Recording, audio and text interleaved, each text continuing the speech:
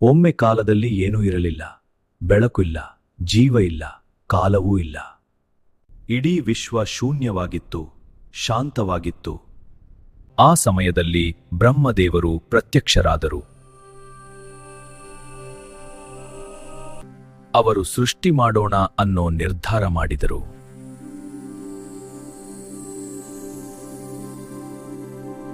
ಅದೇ ದಿನ ಸೃಷ್ಟಿಯ ಆರಂಭ ಆಯಿತು. ಅದೇ ಯುಗಾದಿ.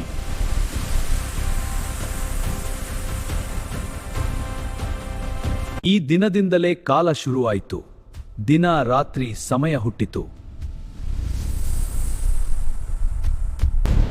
ಭೂಮಿ, ಸಮುದ್ರ, ಬೆಟ್ಟಗಳು ರೂಪುಗೊಂಡವು.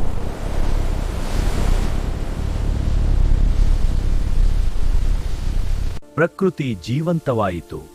ಮರಗಳು, ಹೂಗಳು ಹುಟ್ಟಿದವು.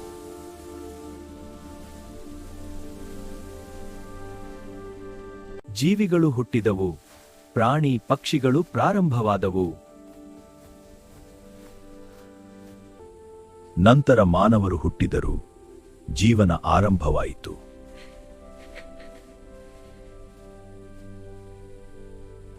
ಯುಗ ಅಂದ್ರೆ ಕಾಲ, ಆದಿ ಅಂದ್ರೆ ಆರಂಭ.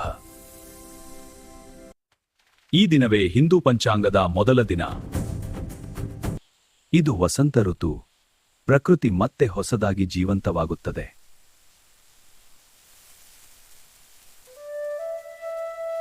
ಹೇಗೆ ಸೃಷ್ಟಿ ಆರಂಭ ಆಯಿತೋ ಹಾಗೆ ಪ್ರಕೃತಿಯು ಹೊಸದಾಗಿ ಶುರುವಾಗುತ್ತದೆ.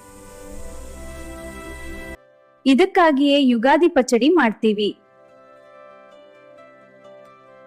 ಜೀವನದಲ್ಲಿ ಸಿಹಿ, ಕಹಿ, ಹುಳಿ, ಖಾರ ಎಲ್ಲವೂ ಇರುತ್ತವೆ. ಯುಗಾದಿ ಅಂದ್ರೆ ಹೊರಗಿನಷ್ಟೇ ಅಲ್ಲ, ಒಳಗಿನ ಹೊಸ ಆರಂಭ.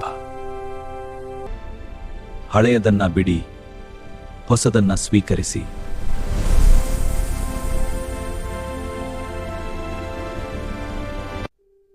ಯುಗಾದಿ ಅಂದ್ರೆ ಜೀವನ ಮತ್ತೆ ಶುರು ಮಾಡುವ ಅವಕಾಶ.